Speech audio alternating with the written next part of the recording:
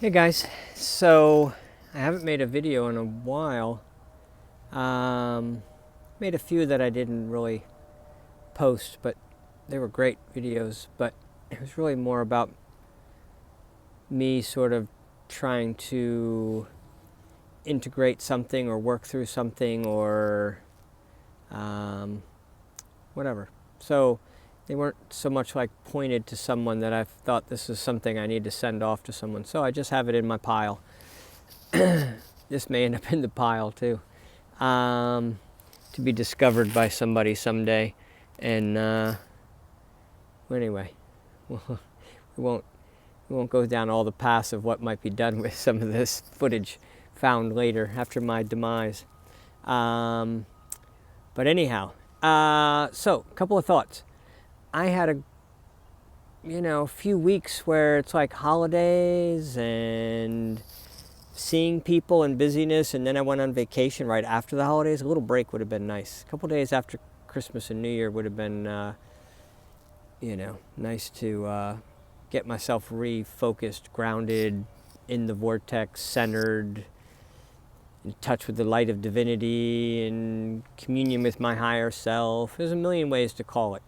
But whatever you use to describe when you know things are going well for you and you're not like pushing yourself too much. So I was feeling that, but it was time to just trudge on, especially when you're on vacation with a bunch of friends. It's like, let's just have fun and not worry too much about thinking about things too much. Not that thinking about things is ever the right solution, but just you can really be when I'm more connected. I'm definitely sensing my emotions and sensing my feelings and saying, well, that feels a little bit stressful or a little bit tough or a little bit of anxiety or pushback or whatever you don't want in your day. It's basically an indicator that you're out of your vortex. You're not connected with your higher self. You're not on your ultimate plan. So that's when I need to stop, sit down, and get some alone time to sort of sort it through. And again, I'm not going to think about it too much, but I'm going to just try to get myself to a little sense of perfection, brew that up, get an awareness of my surroundings, awareness of my senses as opposed to my thinking mind.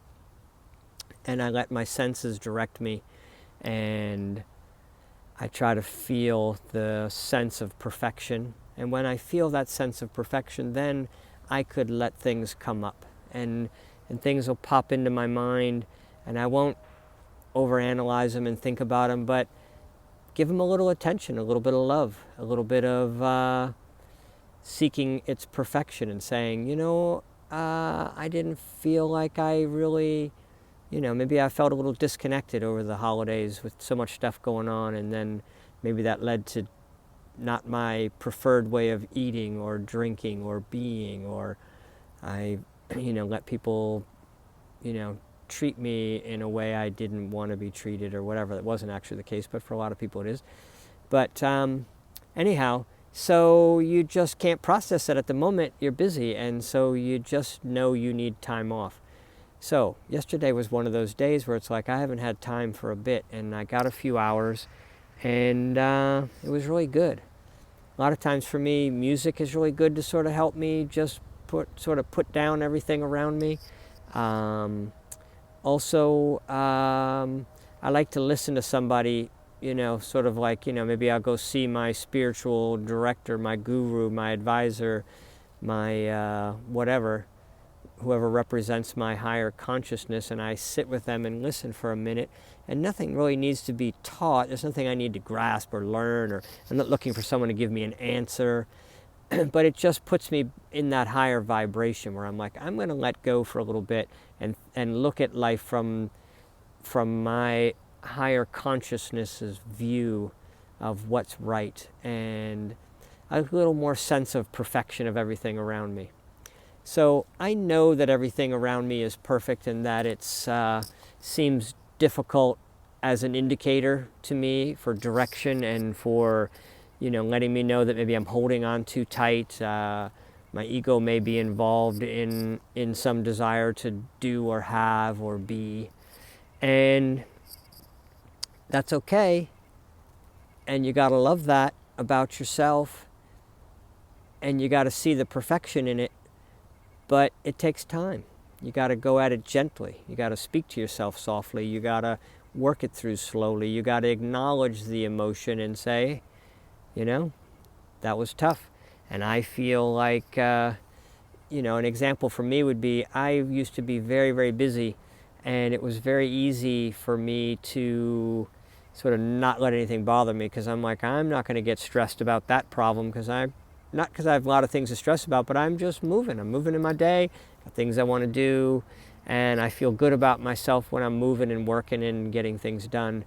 And so it's easy to sort of box things up and put them aside and say, that's not a problem, it'll work itself out, and I'll deal with it later, whatever. So when I'm working on doing that, I'm, what was I going to say? I sort of have passers-by and they distracted my line of thinking. So anyway, I just feel like when I get that time away to myself and I get back in that zone, and I know that everything that's coming to me is perfect and everything I'm doing is perfect, and everyone around me is doing the best they can, and what I might call dysfunction around me is actually serving a purpose. And I don't always understand it at the deepest level, and I'm definitely not trying to figure it out. I'm trying to just get a sense of it being perfect.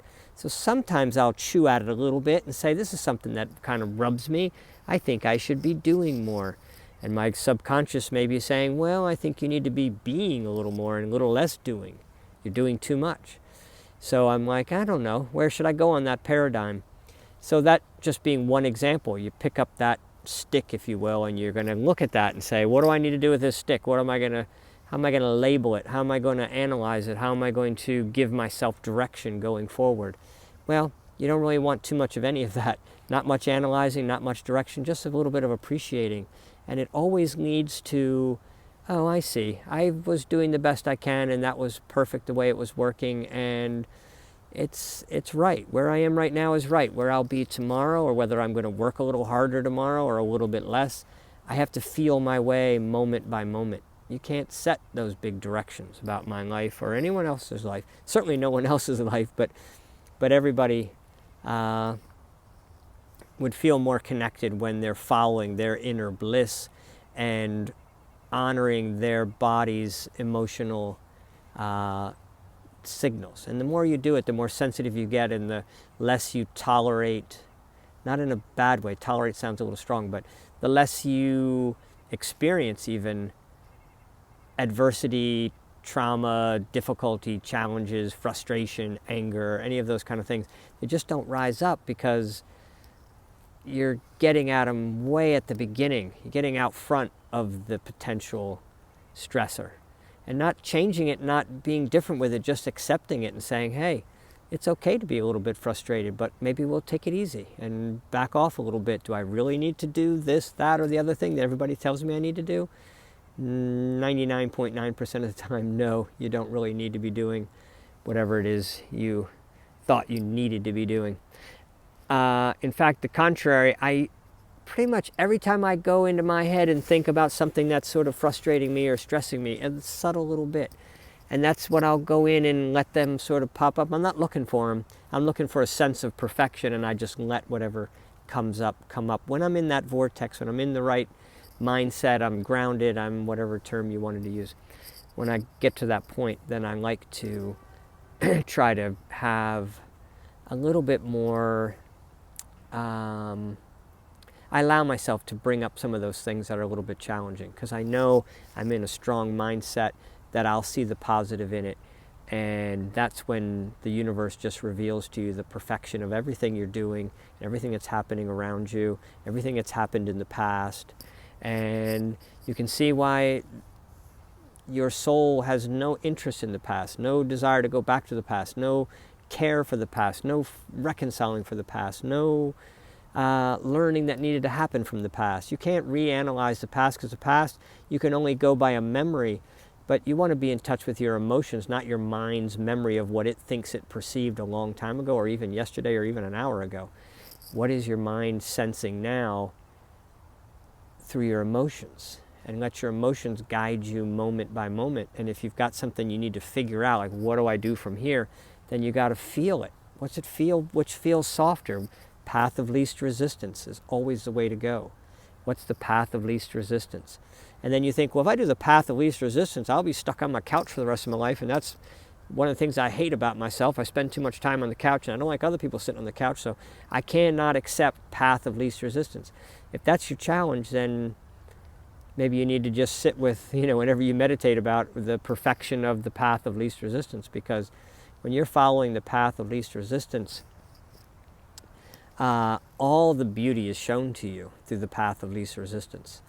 And you'll have challenging days, and you feel like, I'm not going to do this. The path of least resistance says, don't, stop, forget it. So what if you do lose a job, whatever? I just need to sit down and focus on my breath and get back to the moment. And the more you do it, the more you feel it, the more you know when you're out of it, and the quicker it is to get back into it. But when you're in that vortex and you're feeling connected, your emotions and your sense of well-being will energize you, and then you will have something you want to do. You will want to get up, and you will want to accomplish things, but they'll be way more advantageous to your soul and the souls around you and to the whole planet than anything you could conjure up that you think you should be doing because you don't want to, I got to keep going because I don't want to take time and sit down, because that'll be neglecting things that I've got to do, and I've got people who expect things of me, and what if the whole planet stopped doing that, and the whole world would fall apart, and if I don't fight for this cause, who's going to fight for it, and and all that mind stuff. If you're wrapped up in that, then join the club, for one.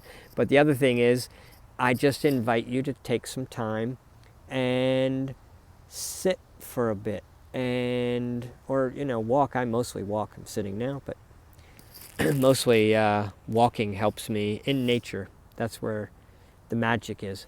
But anyway, however you can get it, just get a chance to take a breath and focus on your breath. I remember a few years ago I put that on my watch as a reminder. They have an app for reminding you to take a breath. It wasn't very effective.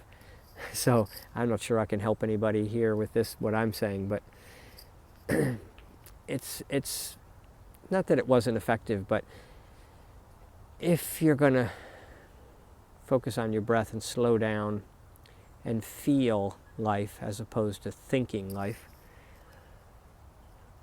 then you need to be in a certain vibration long before somebody tells you to think about your breath for that couple, 3 breaths. So anyway, the breath is a gateway to a beautiful world. And when you have an internal beautiful world, your external world becomes beautiful also. And enough people get a beautiful world from their view outside of themselves. Heaven on earth, baby. It's at that tipping point. It only takes a certain amount, a few people that really ground themselves and really get connected and really live in the moment can change the whole planet. Anyway.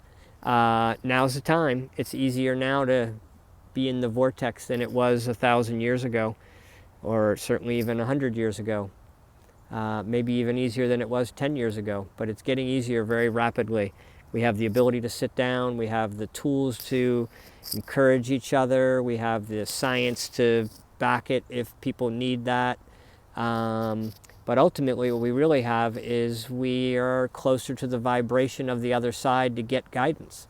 And that sense of emotion is a little stronger. And your sense of internal guide or internal compass or your connection to the God source is a little bit cleaner now than it was 1,000 years ago. And that's a whole other story why that is from a scientific standpoint. But it is, and jump in. It's a lot of fun. Anyway. Love you guys. See ya.